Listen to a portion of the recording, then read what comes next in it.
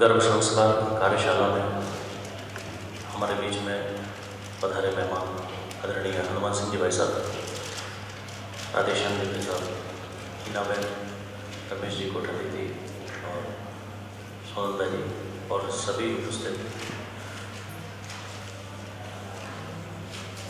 कार्यशाला के प्रशिक्षणार्थी।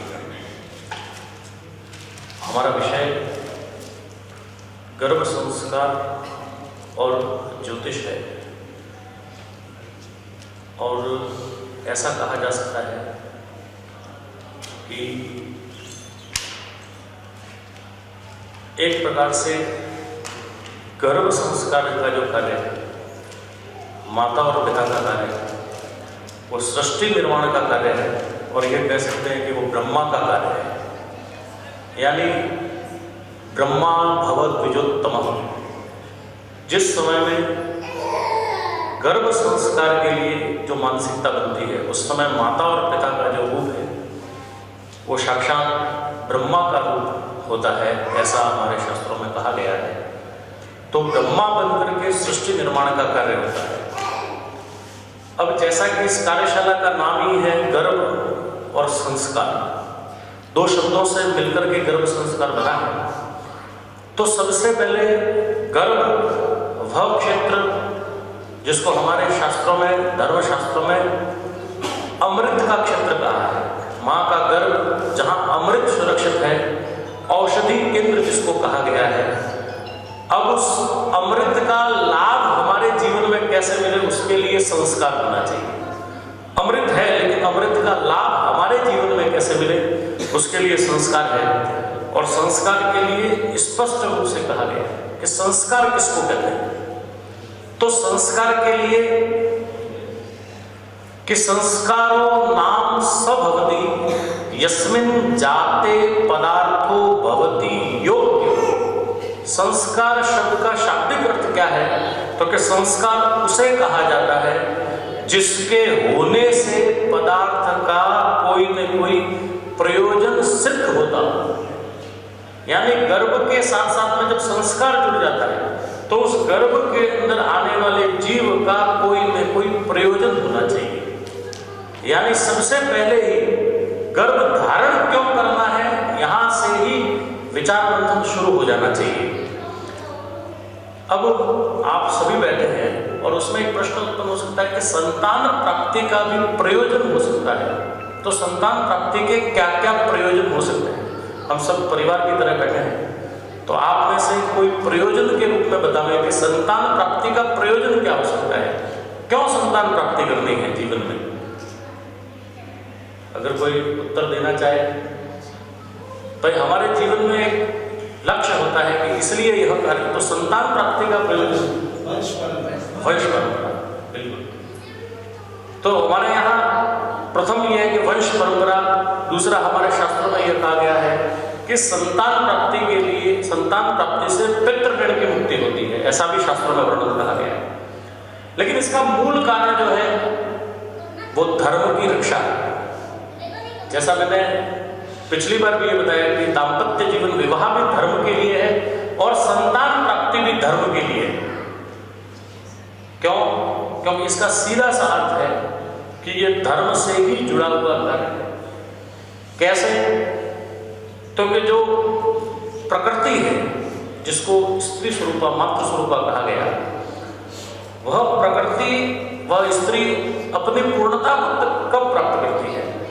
स्त्रीत्व की पूर्णता जब ही पूर्ण होती है जब वो एक धर्म से जुड़ती है। और उस धर्म का उल्लेख, जैसा सुनंदा जी ने भी कहा, उस धर्म का सीधा सा नाम है मासिक धर्म। यानी आप धर्म से जुड़े हैं तभी संतान की प्राप्ति होगी। तो इसलिए स्त्री स्वभाव की, स्त्री की पूर्णता उसी से है जब वो मासिक धर्म से जुड़ेगी। यानी सीधा सा जिस पीरियड को हमने ये कहा कि उस पीरियड में हमें अलग रहना है, लेकिन वास्तव में वह पीरियड धर्म से जुड़ा हुआ है। इसलिए यहाँ हमारे धर्मशास्त्रों में उसको सीधा सा शब्द कहा गया मासिक धर्म। यानी उस ममत्व की पूर्णता के लिए, उस वात्सल्य की पूर्णता के लिए जिस धर्म से सीधा सीधा प्रकृति यानी महिला जो जुड़ी हुई है, स्त्री जुड़ी हुई है, वह धर्म है, मासिक धर्म। इसलिए धर्म की वृद्धि के लिए संतान की प्राप्ति करती है। वंश वृद्धि, पितृऋण से मुक्ति और सीधा साधा धर्म की वृद्धि। इसीलिए हमारे यहाँ आचार्य शंकर का यहाँ चित्र है, उन्होंने सीधा कहा है धन्योपि गृहस्थाश्रम, धर्म की वृद्धि के लिए गृहस्थ और संतान प्राप्ति अति आवश्यक है। सृजन के लिए दो तत्वों की आवश्यकता रहती है, पुरुष और प्रकृति, और उसमें पूर्ण जो तत्व है ना वो स्त्री तत्व ही है। यानी गर्भ धारण का सीधा सीधा एक संबंध जिससे कहा जाए तो वो स्त्री तत्व प्रकृति तत्व से ही है। स्त्री अपने आप में पूर्ण तत्व है, पुरुष कंप्लीट नहीं है, लेकिन पूर्ण प्रकृति तत्व कौन है? इसलिए इस गर्भाधारण की समस्त जिम्मेदारी, अधिकतर जिम्मेदारी महिलाओं की है, माताओं की है। मैं यहाँ 3 कहानियों के माध्यम से थोड़ा सा आपका ध्यान आकृष्ट करूंगा, उदाहरण दूंगा कि कैसे चिंतन से गर्भ को धारण करना और गर्भ धारण से कैसे संतान चाहिए उसके विषय में सीधा सीधा उदाहरण के जैसा हम सोचते हैं वैसी ही संतान प्राप्त हो सकती है। तो राजा ऋतुध्वज और महारानी मदालसा, इनके जीवन का उदाहरण है। जो महारानी मदालसा है वो गर्भ संस्कार के पूर्ण इस विधि से पूर्ण रूप से वो जानकार थी, और जब भी उन्होंने गर्भ धारण किया तो उन्होंने उस गर्भ के समय में ऐसा संस्कार दिया। देखिए यहाँ सीधा शब्द है, जन्म के बाद तो कोई भी गुरु बन सकता है, कोई सिखा सकता है। जन्म के बाद में परिवार में पिता भी अपने पुत्र को सिखा सकता है, दादा दादी भी सिखा सकते हैं, विद्यालय में जाने पर शिक्षक भी सिखा सकते हैं, और जैसे हमारे यहाँ गुरु परंपरा है गुरु बनने की। लेकिन जन्म से पहले यदि कोई सिखा सकता है तो वो माँ है। यानी बालक का जन्म भी नहीं हुआ है और उससे पहले ही कोई शिक्षा देनी है तो वो माँ है, और उस समय दी गई शिक्षा पूरे जीवन भर के लिए काम आती है। क्योंकि गर्भ में केवल शरीर का निर्माण नहीं होता, साथ साथ में मन का निर्माण भी होता है। इसलिए वो जब गर्भ का समय है, गर्भ धारण का 9 महीने का समय है, वो सबसे उपयुक्त समय है, श्रेष्ठ समय है, और इस विषय में जरूर चिंतन करना चाहिए। अब हमारे जीवन में छोटी मोटी चीज भी लाते हैं ना बाजार से तो भी विचार करते हैं, उसके लिए दिन मुहूर्त सब तय करते हैं। गाड़ी लानी हो तो भी मुहूर्त देखते हैं, और भी कोई वस्तु लानी हो तो श्रेष्ठ दिन देखते हैं। तो हमारे जीवन में आने वाला नया जीवन जो हमारे लिए पुत्र या पुत्री के रूप में है, उसको प्राप्त करने के लिए हम कभी कोई विचार नहीं करते, कोई चिंतन नहीं करते। इसलिए उसके विषय में जरूर चिंतन होना चाहिए। तो महारानी मदालसा ने जब जब गर्भ धारण किया तो उन्होंने ये सोचा कि मेरा पुत्र कैसा होना चाहिए। तो उन्होंने कहा मेरा पुत्र धर्म आध्यात्म को जानने वाला सन्यासी प्रवृत्ति का होना चाहिए। महारानी मदालसा ने 3 पुत्रों को जन्म दिया अलग अलग समय पर, और तीनों पुत्र संन्यास्त होकर के धर्म आध्यात्म में प्रवेश कर गए। राजा ऋतुध्वज ने महारानी मदालसा से कहा कि सारे पुत्र अगर सन्यासी हो जाएंगे तो इस राजपाट को कौन संभालेगा। तब रानी मदालसा ने कहा चिंता मत कीजिए, अगला पुत्र योग्य राजा के रूप में जन्म लेगा। देखिए माँ यहाँ कह रही है कि अगला पुत्र राजा के रूप में जन्म लेगा।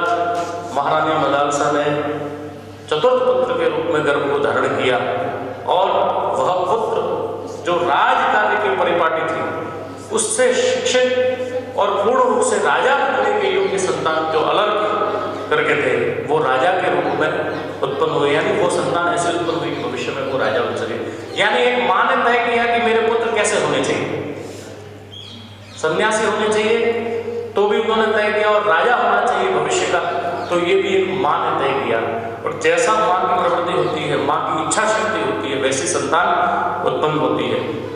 दूसरी कहानी लगभग सब लोग जानते ही हैं अभिमन्यु के विषय में, कि उन्होंने गर्भ में ही उस चक्रव्यूह के भेदन की शिक्षा ली। उससे बाहर निकलने की शिक्षा लेने का समय आया, उस समय माँ को नींद आ गई और वो उस शिक्षा को प्राप्त नहीं कर सके। यानी सीधा सीधा संबंध माँ से जुड़ा हुआ है। एक और उदाहरण आप देखिए ऋषि विश्वश्रवा और केकसी जो रावण के माता पिता थे, ऋषि है और दूसरी केकसी है, वो राक्षसी प्रवृत्ति की है। जब रावण, कुंभकर्ण, खरदूषण 8 भाई बहन थे सर्वप्रकाली, इन सबको गर्भ धारण करने का समय आया, तब केकसी का जो मन था उसके अनुसार सारी संतानों की, क्योंकि वो राक्षसी थी इसलिए सारी प्रवृत्ति राक्षसी हुई, लेकिन विभीषण का गर्भ धारण करने से पहले विश्वश्रवा ने केकसी से कहा कि एक संतान तो हमारी ऐसी होनी चाहिए जो आध्यात्म से जुड़ी हुई हो। और आप देखिए, राक्षस कुल में उत्पन्न होने के बावजूद भी विभीषण भगवान के भक्त हुए और आज तक, यानी एक माँ के चिंतन और एक पिता के चिंतन से श्रेष्ठ संतान कैसे प्राप्त हो सकती है। ऐसा ही एक उदाहरण महाभारत में भी मिलता है कि भगवान वेदव्यास जो थे और उनकी माता सत्यवती, कहानी बहुत लंबी लेकिन मैं शॉर्ट में बताता हूँ। एक जगह स्वयंवर हो रहा था और पितामह भीष्म स्वयंवर में 2 कन्याओं को लेकर आए, अंबा, अंबालिका और अंबिका, ये 3 बहनें थी, उसमें से अंबिका और अंबालिका को लेके आए। पितामह भीष्म अखंड ब्रह्मचारी थे इसलिए उनसे विवाह नहीं हो सकता था। सत्यवती के पुत्र चित्रवीर और विचित्रवीर, इनसे विवाह हुआ, दोनों की मृत्यु हो गई और कोई संतान प्राप्त नहीं हुई। अब राजवंश को चलाने के लिए संतान की आवश्यकता थी। सत्यवती ने अंबिका और अंबालिका से कहा कि आपको गर्भ धारण करना है। तो कैसे हो सकता है? तो सत्यवती भगवान वेदव्यास की माँ भी थी, उन्होंने वेदव्यास से कहा कि गर्भ तो धारण करवाना है लेकिन नियोग से, एक विधि है, उस विधि से भी गर्भ धारण हो सकता है। तो वेदव्यास को आज्ञा दी। अंबालिका को कहा कि आप जाकर के, अंबिका को पहले भेजा कि वेदव्यास के पास जाइए और वो आप जिस विधि से, प्रक्रिया से गुजरना है उससे गुजर करके, जिस समय में गर्भ धारण हो रहा था उस समय में अंबिका डर गई और डर के मारे उन्होंने अपनी आंख बंद कर दी। और जिस समय गर्भ धारण हुआ उसी समय आंख बंद नेत्र के सामने अंधेरा आ गया, उससे जो संतान उत्पन्न हुई वो धृतराष्ट्र के रूप में, यानी नेत्र से अंधी के रूप में उत्पन्न हुई। दूसरी अंबालिका, उनका जब गर्भ धारण हो रहा था तो उस समय वो लज्जा से बिल्कुल एकदम भयभीत हो गई कि ये दिव्य ज्योति कैसे प्रवेश कर रही है, और वो एकदम भयभीत होने के कारण से शरीर पीला पड़ गया और जिससे जो पुत्र उत्पन्न हुआ वो पांडु उत्पन्न हुआ। यानी गर्भ संस्कार के समय की जैसी मनोवृत्ति है वैसी ही संतान प्राप्त हुई। तीसरी बार फिर से जब सत्यवती को यह मालूम चला कि दोनों ही पुत्र योग्य नहीं है राजवंश के लिए, तो फिर से उनको कहा कि आप जाइए वेदव्यास के पास और गर्भ धारण कीजिए। दोनों को डर था कि ये कैसे गर्भ धारण होगा। उन दोनों ने अपनी दासी को वेदव्यास के पास भेजा और उससे जो पुत्र उत्पन्न हुए नीतिवान धर्मज्ञ विदुर उत्पन्न हुए।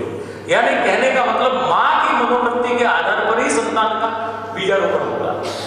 तो ये इसलिए सबसे ज्यादा जिम्मेदारी माताओं की बहुत ज्यादा है। तो यह हमारे शास्त्रों में स्पष्ट उल्लेख है कि गर्भधारण में जैसा आप चिंतन करोगे उस समय में, हमारे यहाँ गर्भधारण को सबसे प्राथमिक पहला संस्कार है और प्रथम संस्कार की जितनी ज्यादा हमारे यहाँ पर महत्व है उतना हम लोग हमारे जीवन में उसको महत्व नहीं देते हैं।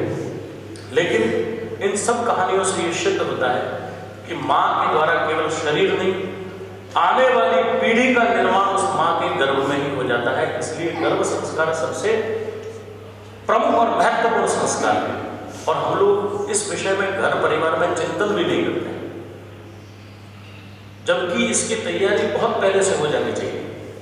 लगभग अगर किसी माता और पिता को गर्भ धारण करना है, यानी एक पुरुष और स्त्री को गर्भ धारण करना है, तो कम से कम 6 महीने पहले से उसका प्लानिंग हो जाना चाहिए। उसके लिए श्रेष्ठ दिन की नियुक्ति होती है। गर्भ संस्कार से पहले 3 महीने पति और पत्नी को अलग रहना पड़ता है और वो 3 महीने माँ जिस प्रक्रिया से गुजरती है उससे उसके माँ के मन का निर्माण होता है और माँ के मन का निर्माण होने के बाद में गर्भ धारण करते समय की मनोवृत्ति और हमारा चित्त है वो सबसे ज्यादा आवश्यक है। यानी आप एकदम शुद्ध रूप से, जैसा हम पूजा में प्रवेश कर रहे हैं, जैसा हम किसी यज्ञ अनुष्ठान में प्रवेश कर रहे हैं, उसी मनोवृत्ति से, उसी चित्त से हमको उस गर्भ का आह्वान करना पड़ता है। कुछ चीजें गर्भ धारण के पहले की है, मैं थोड़ा सा बता देता हूँ।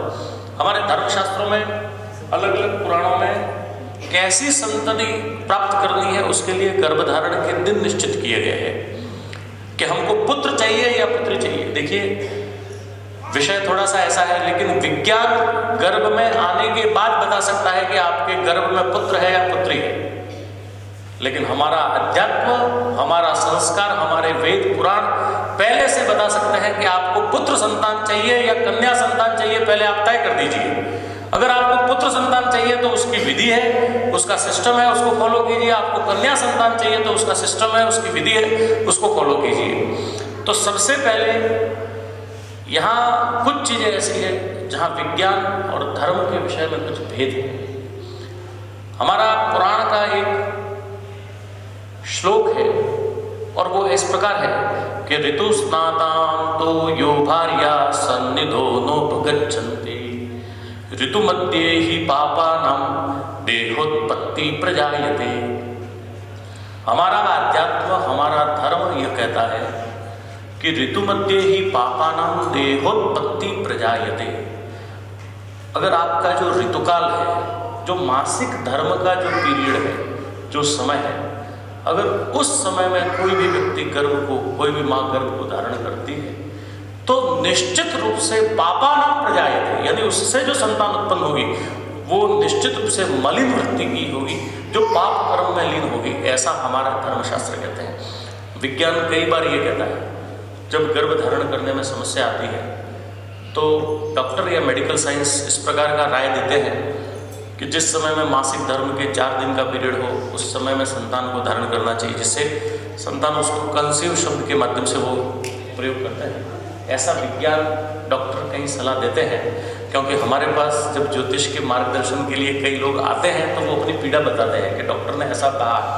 मैं विज्ञान का विद्यार्थी नहीं हूँ और न मेडिकल साइंस का हूँ, हो सकता है, लेकिन जैसा हमको लोग आकर के बताते हैं कि हमको ऐसा डॉक्टर ने कहा है, तब हम उनको भी मार्गदर्शन करते हैं। तो कहने का मतलब ऋतु मध्य, इस ऋतुकाल के मध्य 4 दिन के मध्य में तो संतान गर्भ धारण करना ही नहीं है, जैसा हमारे यहाँ उस महिला को बिल्कुल अलग रखा जाता है। उसका प्रभाव क्या होता है ये बहुत बड़ा विचारणीय विषय है, क्योंकि अब हमारे घरों में 4 दिन के मध्य में, हमारे घर यानी हम सब परिवार वाले 4 दिन के मध्य माताएं रसोई में प्रवेश करने लग गई है। ऐसा अनेक जगह मुझे देखने को मिलता है। स्पर्श होने लग गया है और मॉडर्न संस्कार और शिक्षा के माध्यम से हम, और ये सब इसको रूढ़िगत माना गया है। लेकिन मैं बहुत छोटा सा उदाहरण देकर के, समय थोड़ा सा लूँगा मैं, बहुत छोटा सा उदाहरण देकर के मैं बताता हूँ कि ऋतुकाल का प्रभाव क्या होता है। मैं एक बार उड़ीपी गया और मैंगलोर के पास में, वहाँ रेशम की खेती होती है। रेशम की खेती में जो रेशम के कीड़े हैं उनको पाला जाता है, उससे रेशम बनाने की प्रक्रिया होती है। तो वहाँ लगभग सभी कार्य करने वाले जितने भी कर्मचारी वर्ग था, वो हमारे यहाँ लगभग मुस्लिम वर्ग से सारे कर्मचारी थे वहाँ पर, मतलब। तो वो सब देखने के बाद में मैं जैसे उस गार्डन को देख के बाहर आया तो वहाँ स्पष्ट लिखा हुआ मासिक धर्म में महिलाएं प्रवेश नहीं करें।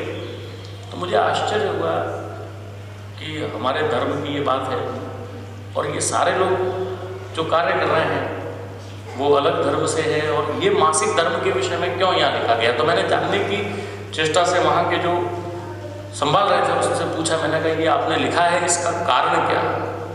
तो उन्होंने सीधा कहा कि पंडित जी, इसका सीधा सा कारण ये है कि एक महिला 25 दिन तक इस यहाँ काम करती है, जो 7 दिन छोड़ देते, 23-24 दिन इस महिला, वही महिला मासिक धर्म में अगर होती है और वो इसमें आती है तो रेशम के सारे कीड़े केवल उनकी छाया से मर जाते हैं। इसलिए हमने ये बोर्ड लगा रखा है। यानी एक महिला जब मासिक धर्म में है तो उसके शरीर से जो निकलने वाले विकार है, वायरस जैसा बताया, या हम जिसको ये कहते हैं कि नेगेटिविटी जितनी बाहर निकलती है, उसका प्रभाव ये होता है कि रेशम की एक महिला, वही महिला 24 दिन तक काम कर रही है, कुछ नहीं हो रहा है, लेकिन वही महिला जाकर के उस मासिक धर्म के पीरियड में अगर उस बगीचे में जा रही है, रेशम के कीड़े जहाँ पाले जा रहे हैं, तो वहाँ पर वो सारे कीड़े केवल महिला के जाने से, उसकी छाया मात्र से मर जाते हैं।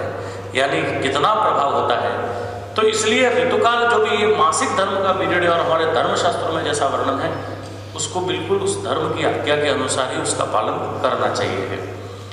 सप्ताह मध्य योगर्भम स भवेत् मलिनाशय, यानी मासिक धर्म में प्रवृत्त होने से 7 दिन तक, हमारे यहाँ 7 दिन तक पूजा पाठ वगैरह हम सब त्याग करते हैं, वो 7 दिन के मध्य में यदि कोई गर्भ को धारण करता है, भवेत् मलिनाशय, यानी उससे मलिन वृत्ति की संतान उत्पन्न होगी।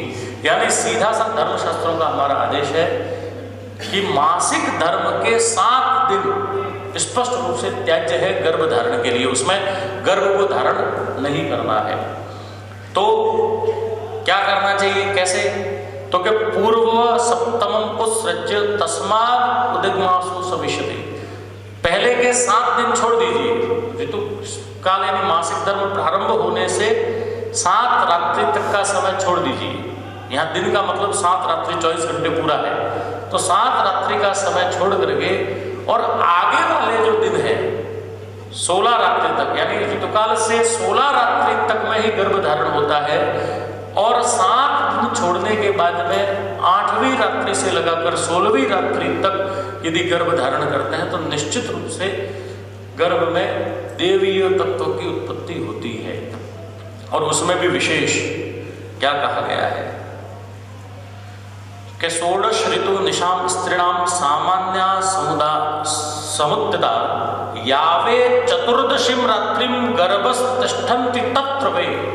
और हमारा धर्मशास्त्र ऐसा स्पष्ट उल्लेख करता है कि यदि 14वीं रात्रि को कोई माँ गर्भ धारण करती है तो उससे उत्पन्न होने वाला जीव इस संसार में विशेष व्यक्ति होगा, विशिष्ट व्यक्ति होगा। चतुर्दशी की रात्रि को बहुत कम लोगों को ऐसा अवसर मिलता है, बहुत कम जीव ऐसे होते हैं जो चतुर्दशी यानी 14वीं रात्रि को माँ के गर्भ में जीव आते हैं। अगर 14वीं रात्रि में कोई जीव माँ के गर्भ में आता है तो उससे उत्पन्न होने वाला व्यक्ति बहुत ही विरला व्यक्ति जिसको हम कह सकते हैं, ऐसे जीव की उत्पत्ति होती है। अब यहाँ हमारे यहाँ धर्मशास्त्रों में पुत्र प्राप्ति और कन्या प्राप्ति के लिए दिन तय किए गए हैं, समरात्रि और विषम रात्रि, युग्म रात्रि और अयुग्म रात्रि। यदि सम रात्रियों में गर्भ धारण होता है तो उससे पुत्र उत्पत्ति होगी, यानी 8वीं रात्रि, 10वीं रात्रि, 12वीं रात्रि, 14वीं रात्रि और 16वीं रात्रि, इन रात्रियों में यदि गर्भ धारण करेंगे तो निश्चित रूप से पुत्र की ही प्राप्ति होगी। 9वीं रात्रि, 11वीं रात्रि, 13वीं रात्रि और 15वीं रात्रि, इससे यदि इस रात्रि में कोई गर्भ को धारण करता है तो कन्या संतान की उत्पत्ति होगी। ये हमारा धर्मशास्त्र पहले से ही बता देता है। तो यानी पुत्र प्राप्त करना है या कन्या को प्राप्त करना है, माता पिता को पहले से ही इस विषय में चिंतन करना चाहिए। अब जैसा कि मुहूर्त का विषय बताया है, तो मुहूर्त के शोधन के लिए कुछ चीजें ऐसी हैं, वैसे ये ज्योतिष का विषय है लेकिन फिर भी कुछ तिथियों का त्याज्य है। गर्भ धारण में वो तिथियां नहीं आनी चाहिए। कौन कौन सी? तो कि प्रतिपदा, जिसको हम मारवाड़ी में एकम बोलते हैं, वो नहीं आनी चाहिए। चौदस नहीं आनी चाहिए। पूर्णिमा और अमावस्या, नवमी और चतुर्थी, यानी ये रिक्ता तिथि है। चौदस, नवमी और चतुर्थी ये रिक्ता तिथि का त्याज्य है। पूर्णिमा का भी त्याग है और अमावस का भी त्याग है। एकादशी तिथि का भी त्याग है, यानी एकादशी को भी गर्भ धारण नहीं करना चाहिए, बिल्कुल स्पष्ट रूप से मना है। ग्रहण काल, जो ग्रहण का समय होता है उस समय में भी गर्भ धारण नहीं करना चाहिए। कई बार ऐसा होता है कि प्रकृति में ग्रहण है और हमारे भारत में नहीं है, लेकिन फिर भी ग्रहण काल को लगभग त्याग करना चाहिए। संक्रांति काल, जिस समय में संक्रमण काल होता है ग्रहों का, या जो उस संक्रमण काल को छोड़ना चाहिए। जैसा अभी हम मकर संक्रांति का पर्व आज मना ही रहे हैं, तो कल जैसा भी सूर्य धन राशि से मकर राशि में आया, वो समय जो था वो संक्रमण काल है, तो संक्रमण काल को छोड़ना चाहिए। संधि काल, संध्या समय जो होता है, जो दिन और रात्रि के मिलन का समय, वो समय छोड़ना चाहिए। ये पूर्ण रूप से त्याज्य है, इनको त्याग करना चाहिए। अब शुभ तिथियां कौन कौन सी है, अगर नोट करना चाहे तो नोट कर सकते हैं। दूज, तीज, पांचम यानी द्वितीया, तृतीया और पंचमी, दशमी, द्वादशी और त्रयोदशी, और उसमें भी जैसा बताया शुक्ल पक्ष को तो और ज़्यादा अनुकूलता है। वार, रविवार, सोमवार, बुधवार, गुरुवार और शुक्रवार, यानी मंगलवार त्याज्य है, शनिवार त्याज्य है। मंगलवार और शनिवार को गर्भ धारण नहीं करना चाहिए, वो त्याज्य है। इसके अलावा कुछ नक्षत्रों को भी त्याग किया गया है, और वो नक्षत्र कौन कौन से त्याग करने चाहिए? तो ज्येष्ठ नक्षत्र, मूल नक्षत्र, मघा नक्षत्र और रेवती नक्षत्र, इनको छोड़ करके, इन चारों नक्षत्रों को छोड़ करके दूसरे नक्षत्रों में हम गर्भ धारण करना चाहिए। इस प्रकार ज्योतिष के अंदर फिर मुहूर्त शोधन होता है, तो उसमें आपके चंद्रबल वगैरह वो सारा कुछ देख करके और एक मुहूर्त शोधन होता है, जब जाकर के गर्भ को धारण किया जाता है। कहने का मतलब यह है कि ये इतना गंभीर विषय है। हम जिस बीज की उत्पत्ति, एक खेती करने वाला किसान होता है ना, वो भी जब खेती करता है तो वो भी हमको पूछता है, पंडित जी मीनार है या नहीं है? उसको कुछ मालूम नहीं है, लेकिन वो ये जरूर पूछता है मीनार है या नहीं है। यानी खेती का बीजारोपण भी करता है ना, तो भी वो ये ध्यान रखता है कि मीनार है या नहीं है। तो हम संतान को प्राप्त कर रहे हैं, हम उसके जन्म के बाद में उसकी पढ़ाई की चिंता करते हैं, उसके सेटल होने की चिंता करते हैं, उसके विवाह की चिंता करते हैं, लेकिन जो विषय ज्यादा चिंतनीय है उस पर ऊपर हम कभी चिंता नहीं करते। यानी चिंता का मतलब चिंतन, कि जो गर्भ धारण होना चाहिए उससे पहले ही सारे विषयों पर चिंतन करके, उसको शोध करके और श्रेष्ठ संतान को जन्म देने के विषय में विचार होना चाहिए। देखिए, जब गर्भधारण होता है, मैंने जैसा कहा आह्वान होता है, तो उस समय देवताओं से प्रार्थना की जाती है कि आप इस गर्भ को हम जब धारण कर रहे हैं, तो उस समय देवताओं से प्रार्थना होती है। और वो क्या प्रार्थना है कि ओम विष्णुर्योनि कल्पतु त्वष्टा रूपाणि पिशतु आसिंचन्तु प्रजापतिर्धाता गर्भम ददातु में। विष्णु से और प्रजापति से प्रार्थना की जाती है कि गर्भम ददातु में, मुझे गर्भ दीजिए, गर्भ का धारण कीजिए, ऐसा माँ के द्वारा प्रार्थना होती है। ओम हिरण्यमयी भरणी यस्या निर्मान्धाता अश्विनो देवो तम ते गर्भम दधामहे दशमे मासे सुतवे। ऐसा मुझे गर्भ दीजिए कि 10 मास 9 मास पूर्ण होने पर मैं सुत यानी पुत्र की उत्पत्ति करूं।